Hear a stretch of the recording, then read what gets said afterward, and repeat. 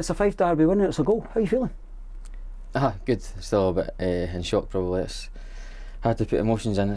You put a lot into the game, physically and emotionally, but a lot of things went through my head before the game, and scoring in the first 5 minutes or something wasn't one of them, but I'll take it.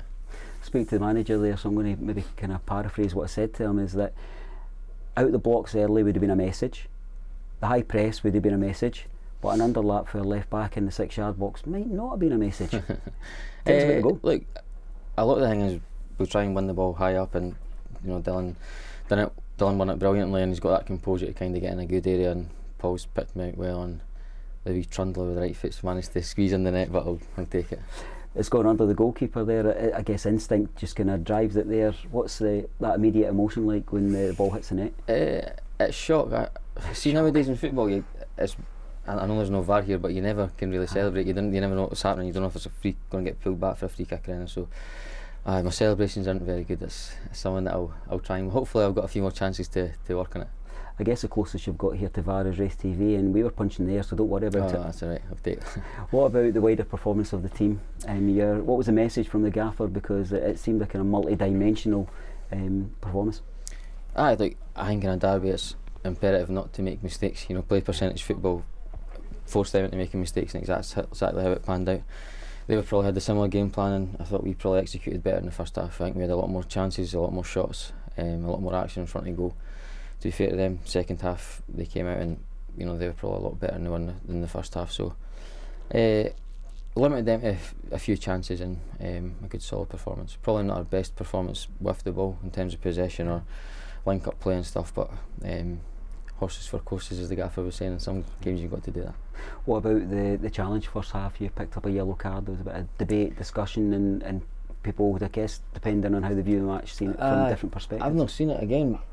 I genuinely just thought it was a collision in there. I thought I headed it off his head, but a few people have said it could have been either way. You'll probably know better than me, but I genuinely didn't mean it. My eyes were on the ball, and I hope the boy's alright, because I think it was more the collision on the ground rather than the collision in there that hurt him.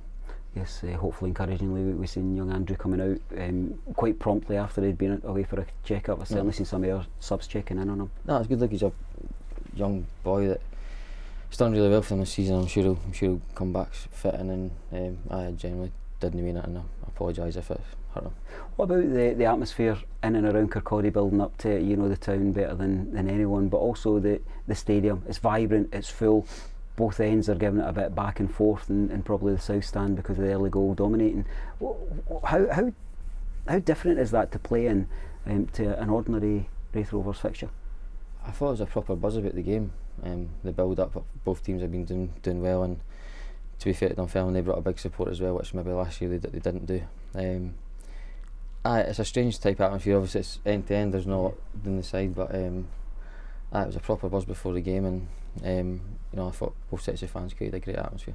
What's the wider message to the Raith Rovers support? Turn out in numbers today, they go home with the bragging rights, and a great weekend ahead of us all.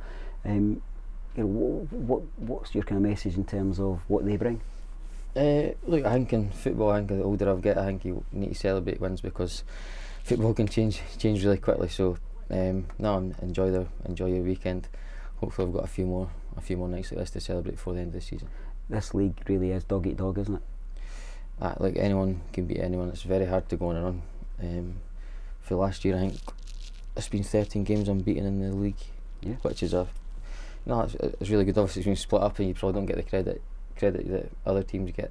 But look, we've quietly gone about our business. We didn't do as well as we expected in the League Cup, but look, we're seeing that things are building. But as I said, this league can trip you up really quickly, so we'll need to be on our toes and ready to go and put on a performance like that again next week.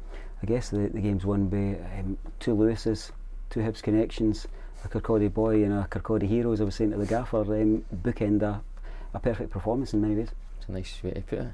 I hadn't thought about that, but like as I said, it's a team game. The boys that probably were starting are probably disappointed, but we've got a tight squad, but we've got a really good squad, and I think the subs in recent weeks have been a massive impact, a massive change, and Vonnie's got that quality. I don't know how many goals he scored like that. He's a master at that. You dip in and you throw it over his shoulder, and luckily that squeezed in the front post too.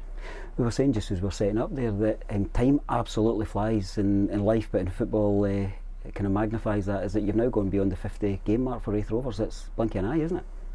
That's mad. I didn't. I remember you need to check your maths because I still don't know how that's. I think I'm giving myself that one. No, it's good. Like even before I signed, if you told me I'd play 50 games, I would have been delighted at my age. So hopefully I've got a few more left to give. I remember when you first sat in that seat and there was such a buzz of excitement round about the town that you were coming here, and I guess we've now kind of got a bit comfortable with the fact that you're a Raith Rovers player and now you're a scorer in a Raith Rovers derby victory. It's like I probably at my time in my previous club I probably didn't make an impact in a derby, so it's something I've always dreamed of, scoring in a derby, and no, I'm absolutely delighted. My phone's been buzzing. I've got a few messages, videos, so it's nice to like seeing the celebrations at the end and seeing how much it means to people. I'm delighted to be part of that. Well, thanks for joining us here. We know you're a real telly pro, that you're all over the place now. But I'm going to let you go because I know your family are waiting, and I know that adrenaline's going to dip at some point. So we'll send you up the road the same. We'll send you up the road the same. Well done. We love having you in and around the place, and even more so when you set us off 3 points against Dunfermline. Thanks for having me again. Appreciate it.